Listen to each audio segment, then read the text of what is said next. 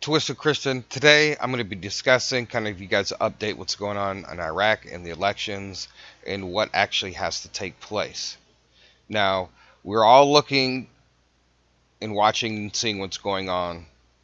And right now these things are escalating and people are still continue to lose their lives. There's a lot of different things going on. There's rumors of a possible military takeover or an attempt. So could we see this thing suddenly change? When things seem at their worst. And I'm going to go ahead and go over a couple articles. Okay, this first one, as PMU gets involved in Iraqi protests, rumors about military coup spread. In this article, it just talks about what's going on, as far as Iran and what they're doing and how they're trying to support this current president and all the other different issues that are going on with that. But it says here in this article, however, since early this morning, the Iraq social media accounts are writing that Khazali will announce a failed coup very soon, led by President Salah and the Iraqi intelligence service. So there was actually an attempted possible coup against the Iraq government. So we'll just have to wait and see and check out the news and see if that actually was attempted. So maybe this was something that they were suddenly trying to do. It's like the government is backed into a corner and they are continuing to take the lives of more people. I find this article interesting. So that's something else to look for. Maybe something like that again could happen. We'll just have to wait and see. Right? And I just want to point out a couple headlines.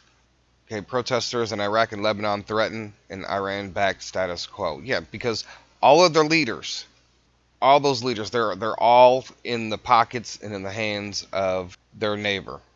That's all that is. And they're doing their will, they're doing their bidding, and they're doing everything they can to control that country at the expense of the Iraqi people, and the Iraqi people are now starting to realize that. All right, this is the one article that just came out 3 years ago, and I'm just going to read the headline. Iraq resumes live fire against protesters. So at whatever cost, they are willing to defend the corruption. They are willing to defend just the status quo. And that's really a shame. And I'm just going to read the headline and without having to go through the whole article. And this one is from NPR. They have stolen everything from us. U.S. anti-government protests continue. So when I read the article, they're all talking about they know they're an oil-rich country. They know they have stolen money. They know there's corruption and nothing has changed. And they know who's responsible. So that's one of the reasons why I think they're just going to keep. This is just going to keep getting worse. And that's why a sudden change in, say, the economic, right? Say they could release the dinar, they could change the value. Everybody goes home, everybody has money, right? Because these people, they're just going to continue and continue. They're not going to stay at home and just watch their country continue to crumble and be a pawn of another country. All right, here's another article I want to read. Iraqi president pledges early elections while protesters call for more radical solutions. They want change now. The citizens, they want change now. They don't want to have to wait.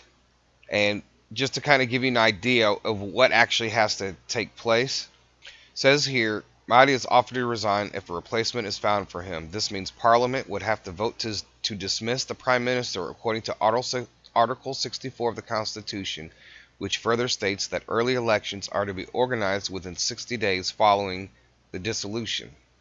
If they end up holding elections from the day that he actually officially resigns, that means you have 60 days before the elections. So that's going to be another 2 months. So they have to vote to dismiss him. And then when they vote to dismiss him, then when the 60 days, the early elections are supposed to be held. And it says here, Salih's speech followed a series of meetings be hosted in the government palace October 31st with the heads of parliamentary blocs in addition to Mahdi and parliamentary speaker al-Hawusi The resolution Saley came up with did not meet the protester demands for the dismissal of the government. Okay, so that's what they want. That's what they want, a new government. They want it now. They want change now. They want jobs now. They want peace now. They want corruption to end now. They want to feed their families now. They want to work now. And those people are giving up. There's a lot of people that are giving up their lives in order to do that. So again, can we be looking at a sudden change, right? Maybe the dinar has nothing to do with the global reset. Maybe it's the beginning. I don't know, but maybe this will push for change. So as we look at it from an investment point of view, what the protesters are doing and everything, that means the government has to come up with a sudden change resolution in order to satisfy the people, because they're not going to get people to calm down, to stop doing this, and then 6 months later, a year later, they're right back at the same place. And I think that's what they are going to try to do, but we'll see how this all works out. So I hope you guys enjoyed the update. With that being said, Twisted Christian out.